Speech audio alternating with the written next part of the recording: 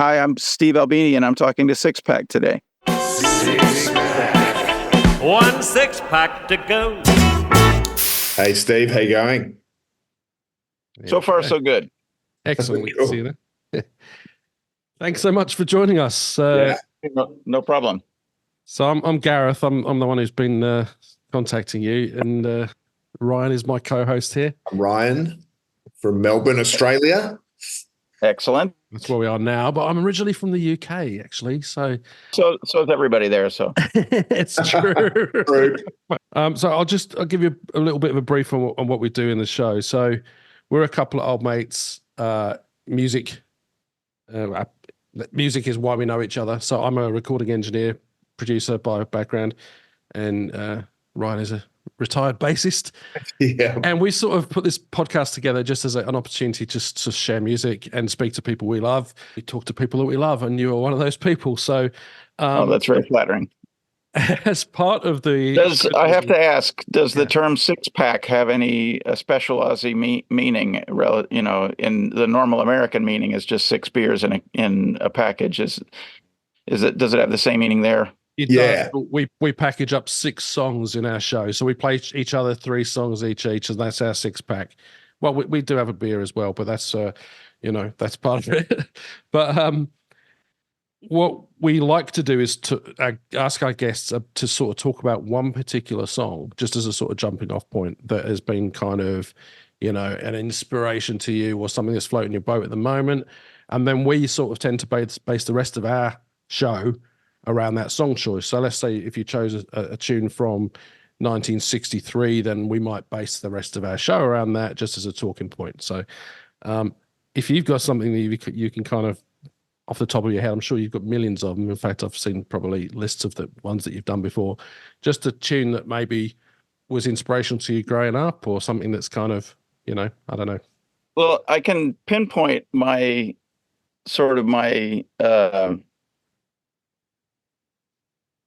abiding interest in the sound of records to a couple of very specific songs. Great.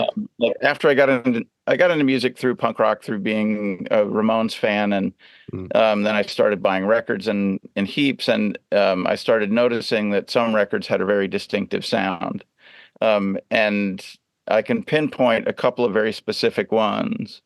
The Stooges' Funhouse is a perfect record, a masterpiece, and it was one of the first records that actually sort of creeped me out a little. Like there was something like dark and very personal about that music. The way, like, the lyrics to the songs weren't really telling a story; they were just sort of exclamations. The way the sound of the instruments was heavy and creepy without being. It didn't really make reference to other music. It was like sort of its own internal logic. That's one. The John Cale song Barracuda, which was a mid-70s song of his. There was a particular way that each of the instruments in the arrangement made its entrance in that recording, where each instrument seemed to have like a unique presentation, and it seemed to me to be like a kind of an anagram or a parallel to the Peter and the Wolf deal, where each of the instruments in the orchestra represented a character, and when those instruments showed up, it kind of advanced the narrative of the music. And I've listened to and kind of dissected the arrangement of that song, passively and actively, just fascinated by the way each of the instruments. There's a kind of a bright, full acoustic guitar. There's a sort of choppy, rough electric guitar. There's a really percussive bass guitar. There's a extremely flat studio sounding dead drum kit. There's a a keyboard arpeggio that shows up, and then there's this really sort of strained viola solo that illuminates the second half of the song. It's there.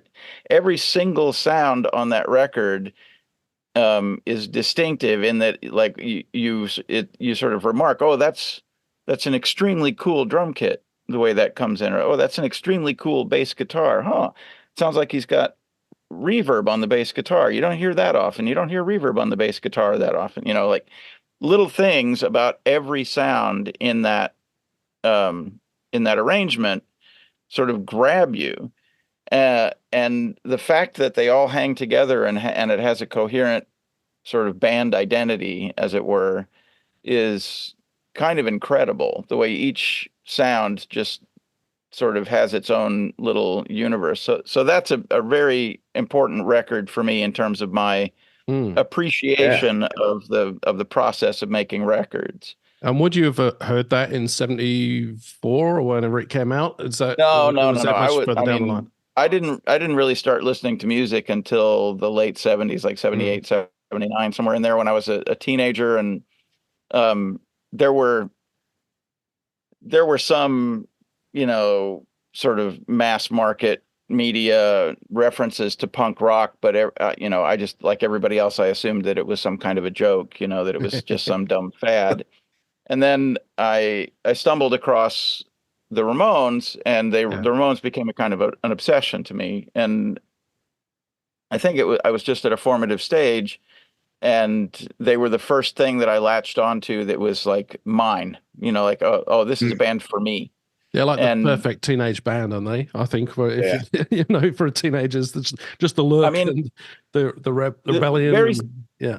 very specifically, like me and my cohort, my friends, we had these, we had these childish or adolescent notions, like we were into trash culture, like comic books and horror films, and we were beginning to learn what adult life was like, and like being rebellious and taking drugs and sneaking off and stealing things and breaking things or whatever, and like that whole adolescent misbehavior thing. Um, when I heard the Ramones kind of canonizing all of that behavior and intimating that there was a whole universe of this sort of darker mindset, or a sort of liberated mindset, like that awakened something in me. It made part of my personality, part of my brain change, and made me a more open-minded person, made me more willing to engage with people on the margins of society and take freaks and weirdos seriously, because here were the Ramones, and they were freaks and weirdos, and they were singing about all the things that me and my friends were talking about. And that sort of gave me license to take my own absurd notions and my own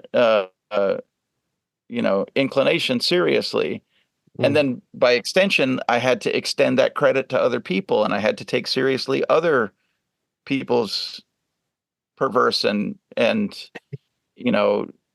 non-traditional ideas. I had to take them seriously.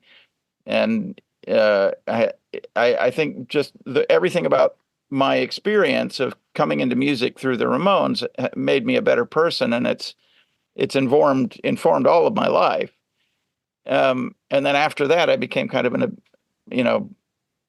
through my adolescence and college years, I became kind of an obsessive listener of music, really voraciously just devouring all the new stuff. And in that process, I discovered a lot of the sort of classic canon of the underground, the Velvet Underground, MC5, all that sort of stuff. A lot of it didn't appeal to me. Like some of the psychedelic music that percolated out of the underground, I thought was really incredible. Just, expansive, freakish stuff. But a lot of it just seemed like, mellow tones, like too was proggy, not for me. too proggy. No, Did you? I didn't even mind the pretense of the prog stuff so much. It's like, it was like the Grateful Dead very specifically seems like music that is meant to play in the background of Yeah. some other hippie activity, you know. Yeah. Like Yeah. if I hear you. if you're having your vegetarian potluck and everyone is like ladling out lentil soup or whatever, and then in the background we'll be playing the Grateful Dead, you know, unassuming music. You can just, it just goes forever. You can ignore it. It doesn't mean anything, you know, it has no substance to it whatsoever. And yeah, I deeply hated music that was meant to be ignored like that. Yeah, Mm. fair enough. I, So I was gonna, I was gonna ask quickly when you said like the Stooges, had an immediate impact upon you, and then of course you recorded them later on. Do you think like, could you imagine that as a young lad in Chicago doing that, and maybe tell us? Uh, Yeah, what, yeah, that was a pretty surreal experience, you know, getting a phone call from Iggy Pop and him saying, "Hey, we want to make another record. Would you be into doing it?" And I mean, that was kind of incredible. The Stooges were an extremely important band to me. Like they were one of the bands that, you know, I can frankly say helped to form my identity as a person. Mm, mm, And to get to work with the Stooges, I mean, for um, you know, for Ron and Scott to get another shot, another bite at the apple late in life, yeah. for them to get to make their music in their band and be appreciated, you know, for their own value before they died, I think is really amazing. And that I got to be a part of that it was incredible. Um, Making that record was a really incredible experience, really fantastic experience. Just like every day hanging out with the Stooges, having them be exactly the way I imagined the Stooges would be Did if I was hanging Iggy out have with his them. shirt? Did Iggy have his shirt off all the time? Yeah, I mean, he took his shirt off when he walked in the front door. He took his shirt and shoes off before he started doing anything else. And playing And bass on that was Mike Watt. Mike Watt, of course. Yeah, so Yeah, it and would have been fun as well. Yeah. Watt is an amazing character as well. Like, so the Stooges were an incredibly important band to me, and the Mm, Minutemen were not far behind them in terms of their influence on me and my thinking and my appreciation of underground culture. You know, they're just their, mm, you know, D Boon had a very matter of fact way of saying that, you know, what we're doing in the underground is legitimate, and you know, we don't care about what the mainstream people have to say about it. We are internally content. And that, you know, that has been a kind of a hallmark of my entire life is not, you know, there were some people who saw the underground as a way to sort of recreate the mainstream culture and music industry in miniature, like just make a kind of a dollhouse version of the record industry where we had record labels and agents and lawyers and managers, but yeah. they were the cool ones, you know, and that always just struck me as exactly the wrong way to approach it. You know, the whole point of the underground, the whole point of being distinct from the mainstream music business was to make the mainstream music business irrelevant. Mm, It wasn't to make a duplicate version of it that just used our accent. You know, that you know, that's one of the things that bands like the Stooges and the Minutemen made clear to me was that you can do this freakish weirdo outsider stuff and just carry on doing it. You don't need to pander in any way to the tastes of the mainstream. You don't need to pander to like conventional notions of capitalism or power structures or, you know, gender roles, sexual identities, like all of that stuff that's built into the background of mainstream culture. It's just there as wallpaper. Like you don't need to pay any attention to it. It doesn't mean anything. It's all crap. You can conduct your life on your own terms, completely distinct and apart from that, and no one can stop you. And that that sort of dawning revelation to me has enabled me to do everything that I've ever done in my life. Because mm. if I stopped to take advice from the people who wanted to straighten me out at any point along the way, I would have failed a long time ago. I would have given up and, you know, I'd be selling insurance or something. Signed to Geffen. Yeah, there we go. I mean, you're obviously strongly related, associated with Touch and Go Records, who I guess that's more of a kind of, they're not a label that are going to tell you what to do. Yeah, Touch and Go grew out of the same culture that I formed in, the punk rock underground.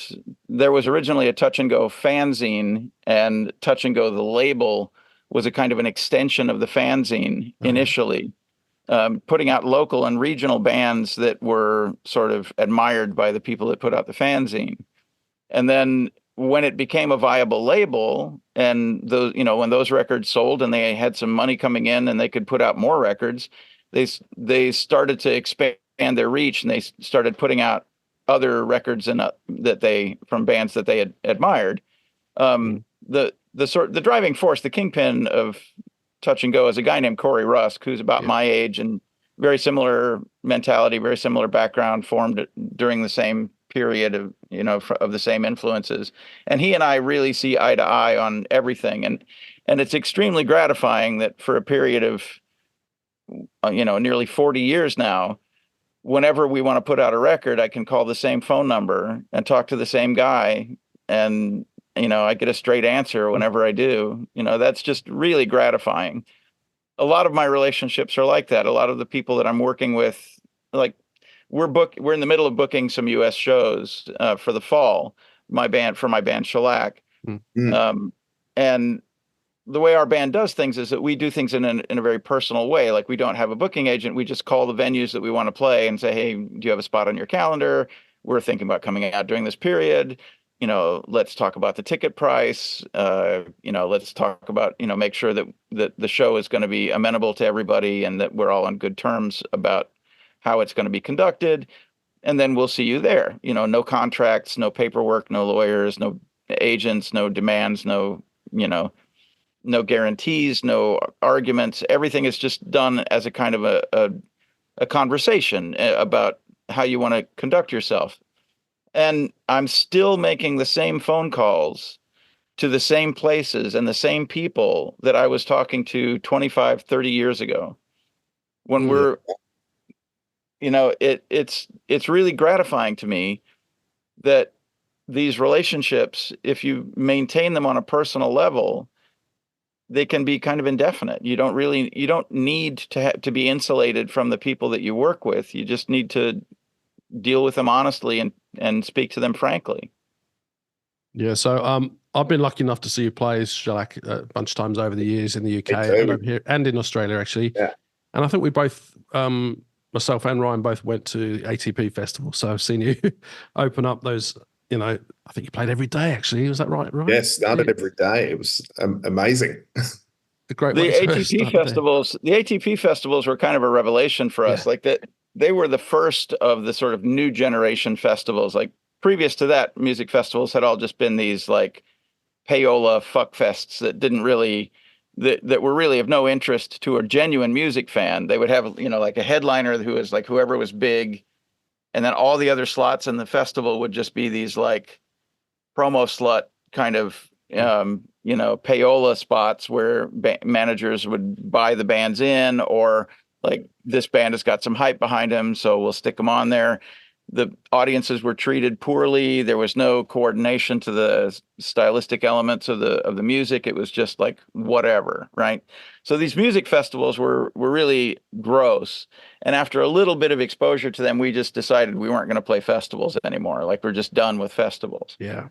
And then the people from ATP contacted us and said, hey, we're doing a different kind of festival. And we're like, ha ha, no thanks, we don't do festivals.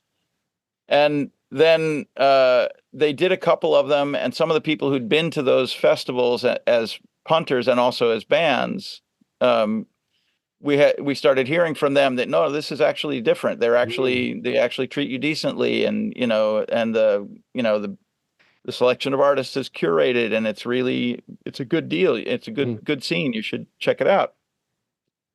So then we played one, I think at the behest of Mogwai.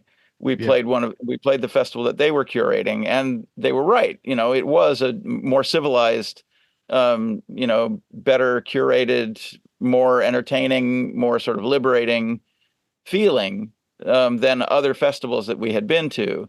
And so then we got involved with ATP more intimately. We curated a few festivals, a few of their events. And one of the multi-day ones that we did, it was the first one that they did over 2 consecutive weekends. And there's always a complaint when things are scheduled, like the earliest slots in the day are the ones that are least likely to get a good crowd. Some people are still hungover from the night before. Some people are still asleep because they were up until 6 a.m. or whatever. So there's the earliest slots are the ones that people are sort of like it's almost like not doing it if you're there and there's nobody there to see you. So we said, well, you know what, we'll do that one. We'll do the worst slot every day. We'll open the show every day and give people a reason to get up and get out and start seeing these bands and give people a reason to start mingling. And it worked out great. Like we got done, we were done by noon, and then we could spend the rest of the day enjoying ourselves, Watching the other bands. Yeah. And Yeah.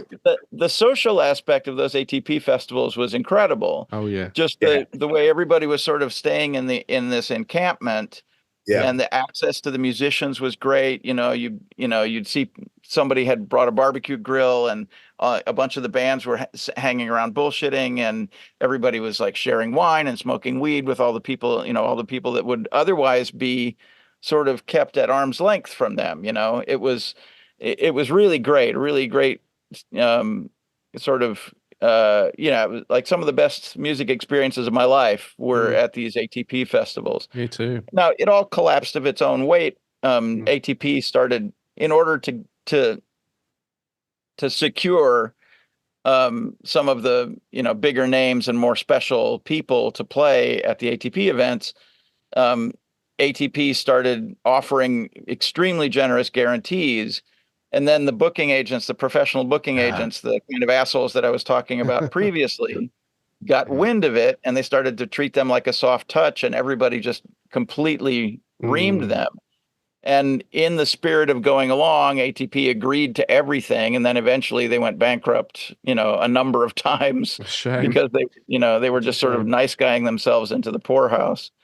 So I think their instincts were genuine. I think they wanted everybody to have a great experience and a good time, and they wanted to be generous to the bands.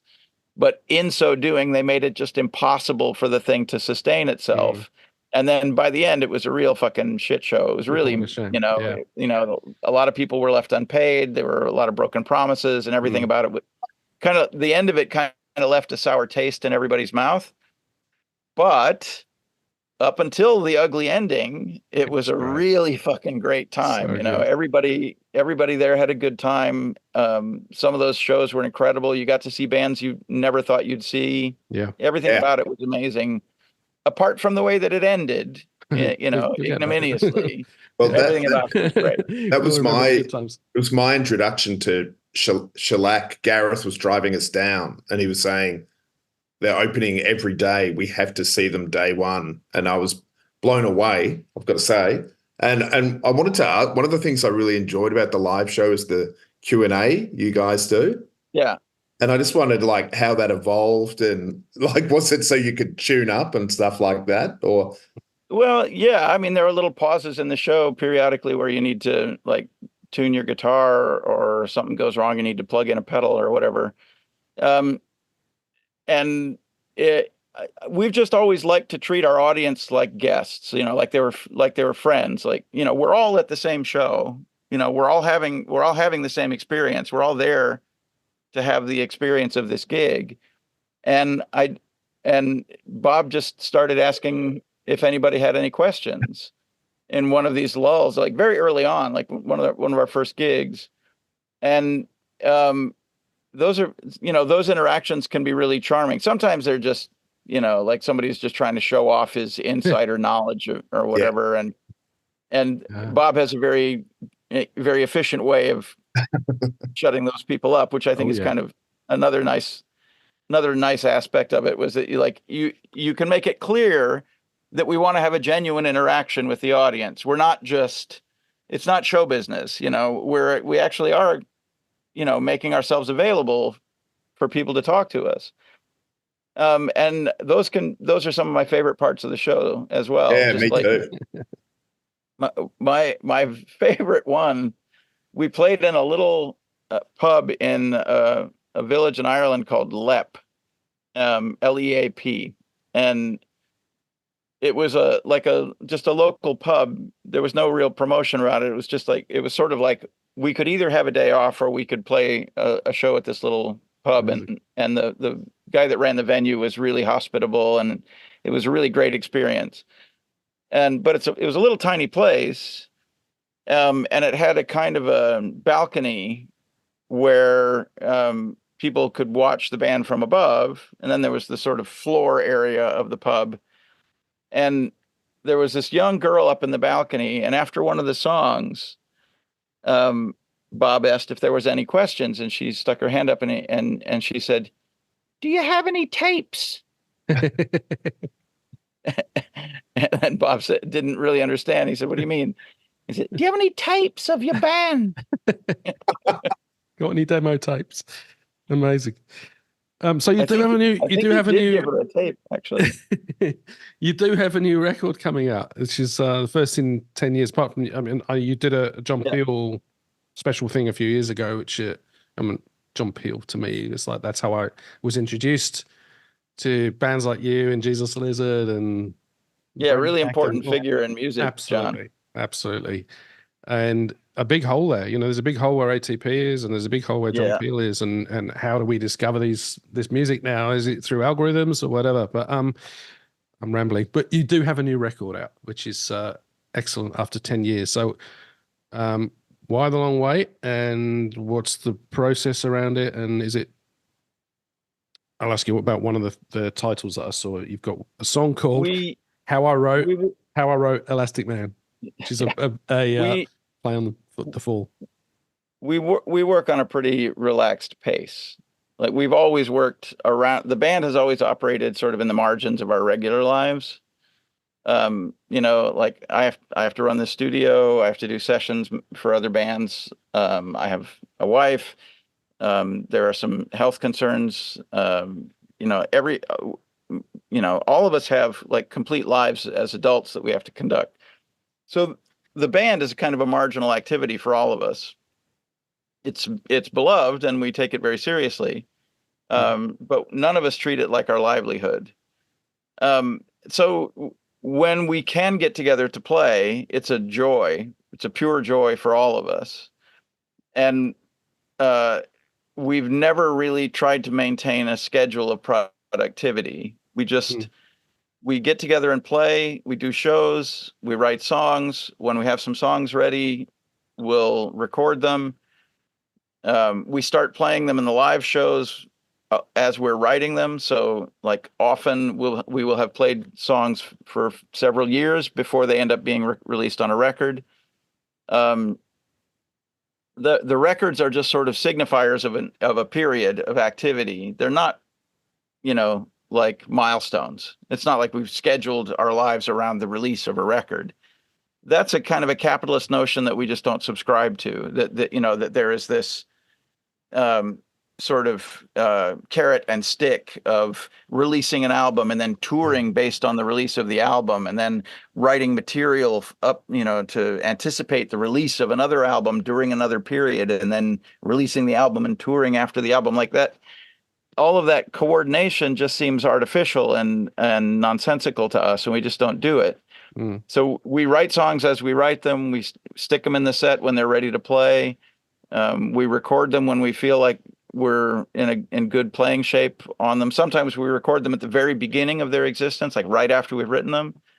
And sometimes we will have, like I said, we will have played them for years before we bother recording them. And then eventually you have a bunch of songs that you've recorded and you have enough to release an album. So the sort of conventional music business notions of coordination between an album and songwriting and album release and touring, we just don't indulge in those at all. And because of the complications that our lives have added as we've matured and gotten more complicated personal lives, we operate more slowly, so it takes us longer to do everything.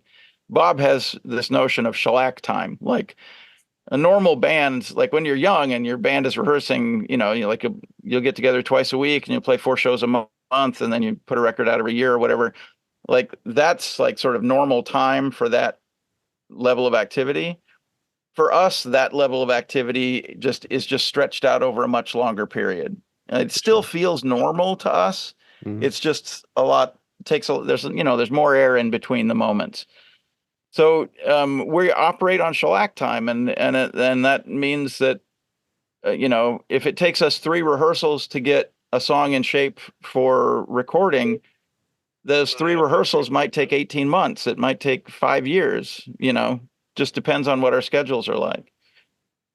But the album, it isn't really thematically organized. But while we were working on the album, we all were sort of slightly obsessed with the scrapper trucks that travel around the city of Chicago. I don't know if there's a term for them in Australia, but I found that like there are sort of local dialect names for people who scavenge the alleys of cities and collect saleable items or Oh yeah, hard rubbish. It's called here.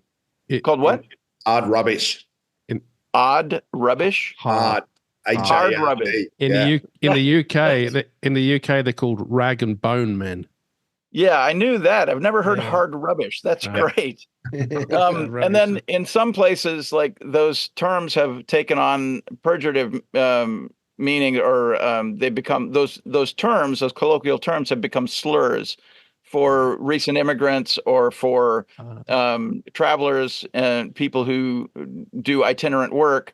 Those terms that originated in the sort of itinerant junkmen,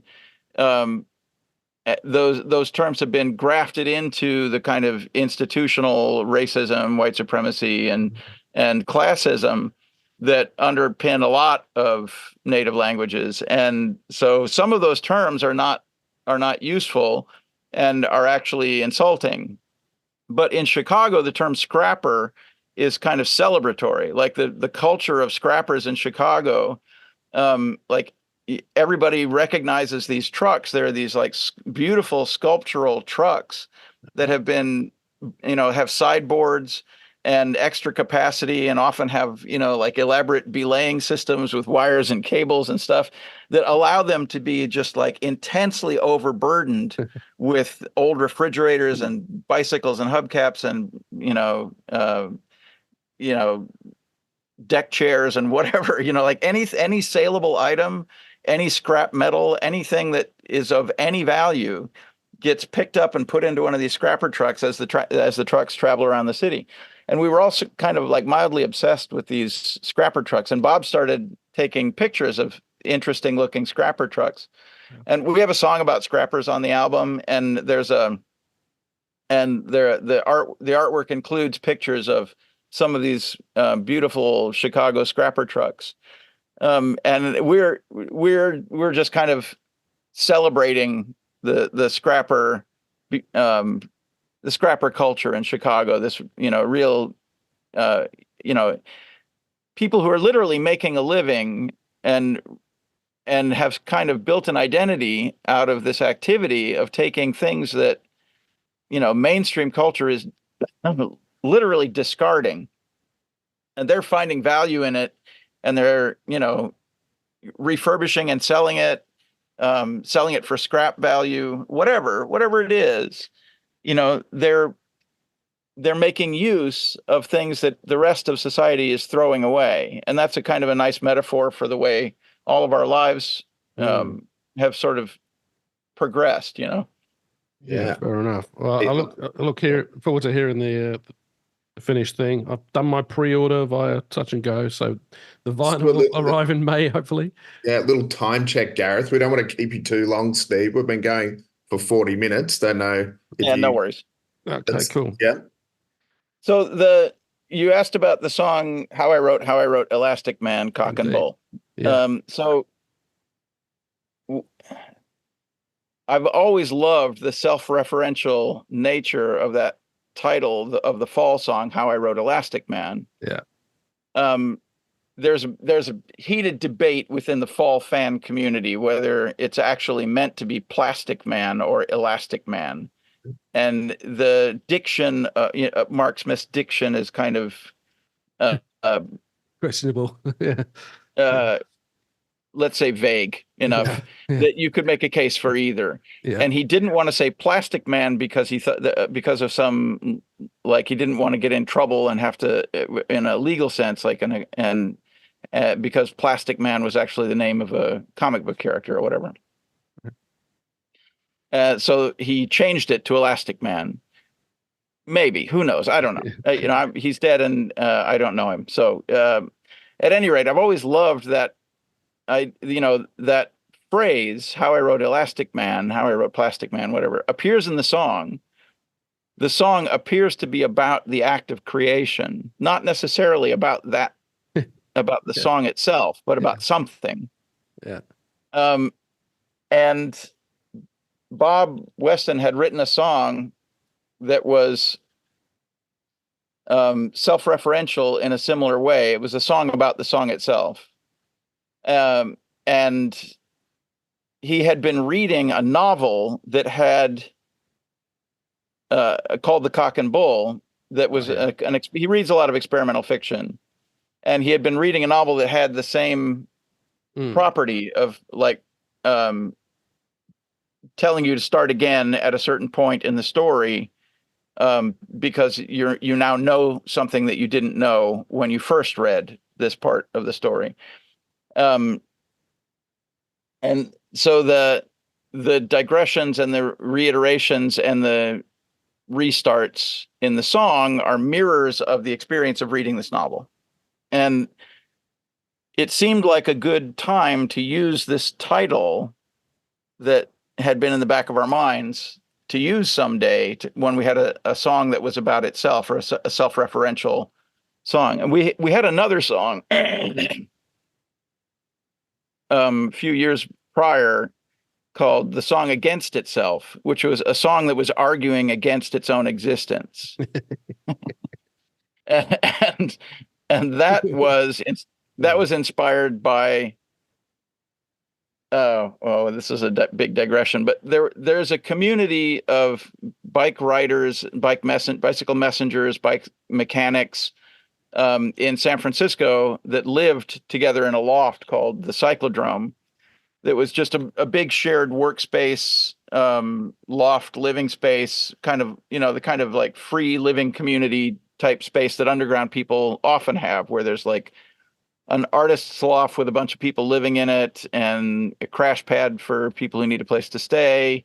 They would throw rent parties and that sort of stuff.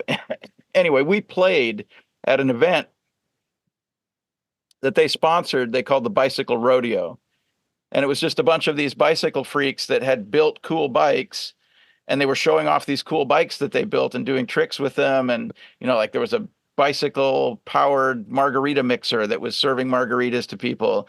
There was an incumbent bicycle flamethrower that was tooling around on the street, shooting jets of fire out the end of it. There was a guy, Daredevil, that was like crashing through this sculpture of fluorescent lights on an aerial bicycle. A lot of really great life-threatening stuff going on. Very, very San Francisco. If you're familiar with the vibe of San Francisco, there's this kind of a kind of a libertine, experimental lifestyle, experimental industrial mentality there. That's where like Mark Pauline and Survival Research Laboratories were from San Francisco, and they would stage these big dangerous events where machines would tear each other apart and things like that. And this was a kind of a smaller scale extension of that kind of thinking. And we played at an event of theirs where, it was basically a celebration of this community of freaks and weirdos. And one of the bicycles that somebody had built was a tandem bicycle that is, 2 seats, two sets of pedals, but they were welded together ass to ass. So like if you were two people would get on it, and there would be Yeah. this kind of a pitched battle between the two crank sets to see who could make the bicycle go Tug in of one war. direction or the other, because and that was called the bicycle against itself. Okay. And so we appropriated the against itself neologism. Song And pulling itself apart. yeah. Yeah. And so we appropriated that for this song that was arguing against its own existence. Love it. Very good. And so what I'm getting at is this, like the kind of the song title being a part of the act of writing the song and making reference to it is something. It's a motif that has shown up several times in our music. Well, I think there is a theme of humor and the absurd, along with kind of, you know, the aggression, which is kind of always been an interesting kind of. I've always found you very funny, you know. I don't know if everyone else does in terms of when I listen to, and I'm sure that's intentional, but it's like lyrically, even though you were singing about absurd topics, there's always that humor and in there, which is very appealing. Yeah, I mean, I think part of it is just we don't consider anything off limits. Like when we're writing a song, like sometimes you have a notion in your head and finding a way to articulate that notion. Sometimes it's better to do it by making a joke out of it, even if it's something that's fairly heavy, you know? And sometimes it can be something heavy that you want to contemplate in a serious tone. And sometimes it can just be, you know, a narrative, a little story that you want to tell. And for example, in the case of the song Scrappers on this record about scrappers, the story of the song is a child sees her father come home from work. He's sort of perennially unhappy at work. And the child fantasizes that her father will just ditch his job and buy a truck, and then the two of them can go be scrappers, because she kind of in the style of, you know, in the theme of celebrating the scrappers in Chicago, this child has seen scrappers traveling the alleys and sort of fantasized about that as a lifestyle. Like, you know, that's like a modern day pirate kind of scenario. Like you're cruising around alone in the alleys, you know, and, you know, the two of us together in the truck having adventures. Wouldn't that be great? Let's do that. Is that what you've decided to do with your life, Papa? You know, it's a Disney movie. Yeah, it's cool. It's a kind of a wistful, it's from the perspective of the child, just sort of wistfully hoping that you know, encouraging her father to just discard his conventional occupation in life, and for the two of them to just have an existence being scrappers. And that's the idea of the song, but the expression of the song is, you know, its own thing that doesn't, you know, ideally it will illuminate those ideas, but it's not, you know, it's not a song story in that sense. It's not, you know, it's not, and then this happened, and then this happened. Yeah, you know? As you do.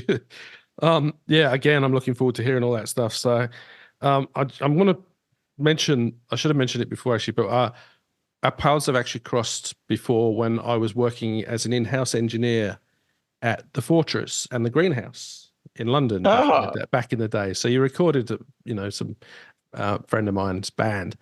Yeah, I did a half a dozen records at the Greenhouse. Yeah, so I worked. You know, the Greenhouse is famous in engineering circles for being the place where the Neve V console caught fire. I know, I was there. I wasn't actually there, but I was working at the studio at that particular time. I wasn't there when it actually disappeared, but and then it came out again as the Fortress, which is when we worked together with Stuffy and the Fuses, if you remember those guys. Oh yeah. So, and that studio's gone. So what I want to say is, like, all those studios that are classic studios are disappearing. What are your thoughts on that?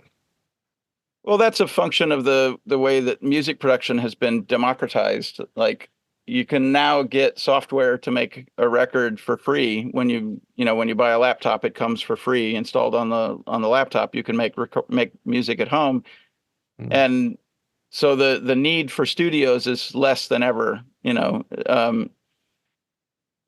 lot of the bigger institutional studios survived on sort of advertising work, like doing jingles and TV commercials and film scores and stuff like that. And a lot of that work has all been taken away and moved in-house to ad agencies, and film production studios now have their own music departments, and they don't use outside studios anymore. So that kind of institutional support for the studios disappeared. And a lot of studios had to close because there just isn't as much money in making records. Like, making records is not a super profitable part of any studio's business, or it wasn't, until it boiled down to that being the only thing left. That's the only business left for a studio, is to make records. We're different in that we have always had as our bread and butter clientele independent musicians and independent labels making records on small budgets. Like, that's always been our wheelhouse. And so we have weathered that transition quite comfortably. Like, we're as busy as we've ever been. We're not making a lot of money, just because the rates that people are capable of paying are quite low relative to historical norms. So the studios are relatively inexpensive to let out, so more people have access to them. But that also means that we don't generate a lot of profit, and it's not a profitable business. Like, if you were to open a recording studio in order to make money, you would fail, just because they don't make money on their own terms. But we're quite lucky in that we're extremely busy with freelance clientele. We have very busy in-house engineers. I make essentially all the records I do are made here. So we're doing okay, and we're surviving as a business. But it has been really hard for bigger studios with proper staffing and stuff to continue through this period when they're not competing with the other studios in town for business. They're competing with somebody who will do it for you for free. Some friend of yours will come to your rehearsal space and record your band for nothing, or for a case of beer. And, trying to convince someone that instead of paying nothing at all, you should pay thousands of dollars to make your record. That's a hard sell. Yeah, I don't know what to say about that, really, because it's happening in Melbourne. All the studios are there's a few good ones left, but it's there's lots have gone over the last 10, 15 years for sure. All right. Do you record your own with Shellac? How does that work? Do you actually, is it a busman's holiday for you, if you know that term? It's how do you let go of the reins and let someone else take control of the engineering? In the beginning of the day, like when we first show up and set up, I'm acting sort of like a regular engineer, like rigging the mics around the drum kit and the amplifiers and doing a sound check on everything. And then once we get rolling, and Bob is also an excellent engineer, so he does a lot of, if there's any question about anything, it's nice to have somebody there who can say, no, that doesn't sound right, you should do this instead. That's gives me a lot more confidence in the decisions and stuff. And then we just Shanghai somebody from the building and have them run the tape machine while we're playing.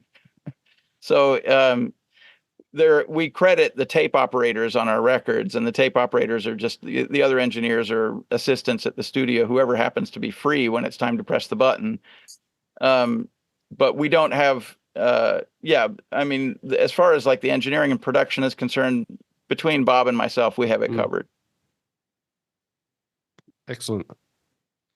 I'm very mindful of the time for you, so I don't know if have you got sessions starting at 10? Not strictly. I'm happy to spend, if you have some more questions, I'm happy to knock them out. Well, we've talked about your influences musically, but influences as recording engineer for recording engineers who've maybe had an impact on you. On the a couple of years ago, we released a compilation album of our Peel sessions, and in the artwork for that, there are some photographs of some Johns that have been important to us. When I say Johns, because there's Ian Burgess, who's an engineer. He was an English guy, but he moved to Chicago when he was a teenager, and he was an engineer here during the period when my bands were getting started being active here. And he made himself available to all the punk bands, and he did all the punk records out of Chicago. And he was a good friend and very generous with his knowledge. Very extremely fun-loving guy. Fit right in with the fabric of the community of musicians in Chicago. Like he would hang out with everybody, go drinking with everybody, and that was sort of his social circle as well, was all the people that he was working with. And he was really open-minded about studio techniques. If you came up with a goofy idea that you wanted to try, he wouldn't try to talk you out of it. He would just get started setting it up. Like, yeah, I want to put the guitar amp in an aquarium, fill the aquarium with marbles, and then I want to pour motor oil on the marbles. And he'd be like, all right, let me go get an aquarium.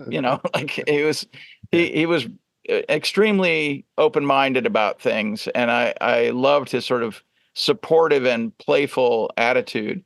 He had a great bedside manner with the bands as well. Like he made the bands feel like he was a fan, and he was really rooting for them, and he was 100% in on their project when he was working with them. I've never been able to muster that kind of enthusiasm for the records that I work. Like I have, it has been said sometimes by me that I have the bedside manner of a refrigerator. Like if you need a beer, open the door. Like that's basically the best I can do.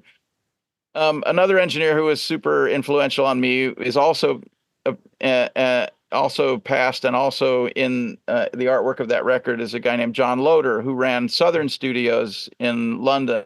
In Wood Green. I used to in live Wood there. Green, yeah. And I remembered when I was getting into, when I was sort of voraciously buying all the new records, whenever I would get a record from an underground band in England and it sounded cool, if I looked on the back of it, it had John Loder's name on it. Like he recorded a bunch of my favorite bands. Was he Crass? The Crass bands, and he did early 4AD and experimental music records. Like he did the early Bauhaus records, singles, and he did the Cravats and Rudimentary Peni and all of these like abrasive and bizarre and interesting bands.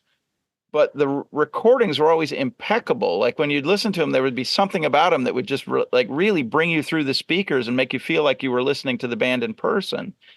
And so, he was a huge influence on me aesthetically and in terms of practice. Like my band Big Black did a session with him for the Songs About Fucking album, and just seeing his behavior in the studio, how he had complete command of all of the equipment, and he had enough technical knowledge not to make fundamental mistakes, but he didn't make the technical side of the session the dominating factor. Like he didn't make you have to be a nerd to get a session out of it. He was capable of doing the nerd stuff in the background, and that was a big influence on me as well. Interesting. And then the third person who's pictured on that record is John Peel, who was a huge influence on us as well. And those Peel sessions sounded great. And I know bands would go in and smash out 4 songs in half a day or whatever it was, and they're great.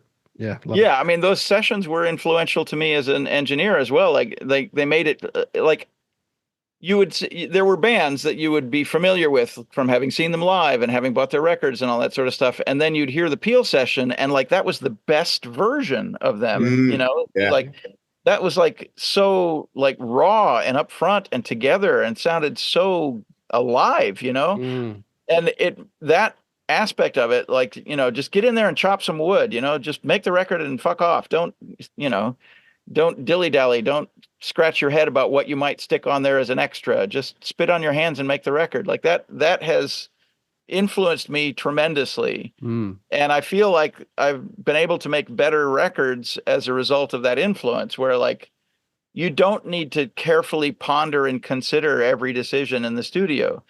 Get the ideas down, and if it represents what you do, then move on, do the next one. That way you can be much more productive. Do you think a band, and obviously you're probably incredibly qualified to answer this, recording hundreds and hundreds of bands, do you think a band needs a leader, or do you think it's more about the personalities coming together? Yeah, it's every band has its own internal logic. Like some bands have a definite leader, like there is someone who's calling the shots, and the band wouldn't function otherwise. Like Yeah. there are bands that are like that. And there are also bands where it's a, where it's a free for all, where it's just like everybody has their own agenda and it's a total fuck fest. And that synthesizes the band identity. Yeah. And if you Yeah. interfere Good with that point. in any way, if you interfere with that in any way and start trying to apply order to it, then you wreck it. Then it's not the same thing anymore. So I just try to be respectful for whatever the organization of the band is when they walk through the door. I let them deal with all of that. Like I'm extremely hands off in terms of the internal politics of the band and the artistic direction and the all that kind of stuff. Somebody in there will have an idea that they want to pursue, and I'm happy to help them get there. It's none of my business. I'm not going to try to save your soul. I'm not, that's not my business. Fair enough. All right. Now I really am mindful of the time because it's been an hour. So it's been so good chatting with you. Thanks heaps for chatting to us. Very appreciated. It's been really insightful. Are you touring down here at all? Are you heading to Australia at all? We don't have anything planned, but we do end up making it to Australia every few years, every 5-6 years, we end up going down there. I enjoy the Antipodean personalities. I like Australia. It's great. It has enough commonality with the States that it feels familiar, but it's weird enough that it's that it's remarkable. It's like we were sort of colonized at the same time, same kind of sort of pioneer outsider mentality, same, murderous white supremacist assault on the indigenous population, same appropriation of everything. Like everything about it is very familiar when you're there. It's just the cars are on the wrong side of the road, basically. Like pretty much. Cool. Excellent. And there are a lot of Australian bands that have been, hugely influential on me as well. Like been the Birthday Party and of course. Like that. There was that whole the early punk scene in Australia seemed like it was being operated by telegraph. Like somebody told the bands that there was something going on, but they didn't have examples. So they invented their own way of doing it. So you had bands like Radio Birdman and the Saints who arguably were punk bands, but didn't sound like any of the other punk bands, and that didn't look whole like any scene, of them didn't look like any of the other punk bands as well. That whole scene, and even, and the later stuff as well, like bands like the Drones and the Tropical Fuckstorm are going strong. They're cool, weird bands that don't seem to be like trying to fit in with the trends and the patterns of the rest of the sort of generalized music scene. And I find that inspirational. And they're definitely uniquely Australian, those guys. Yeah. Love it. Excellent. All right. Thank you so much. Yeah. We'll hopefully see you down here in the not too distant future. Yeah, one of these days. And we'll add our bits and pieces around here. Put the John Cale tune in and a few others in there. And see what we can come up with. Yeah. Wonderful. Well, have a great day. Yeah, we're off to bed because it's 1 o'clock in the morning. 1 in the morning here. Enjoy your day in the studio, and thanks again for chatting to us, Steve. Very appreciate it. Sweat. Love it. Thanks for having me. Cheers. See ya. Bye.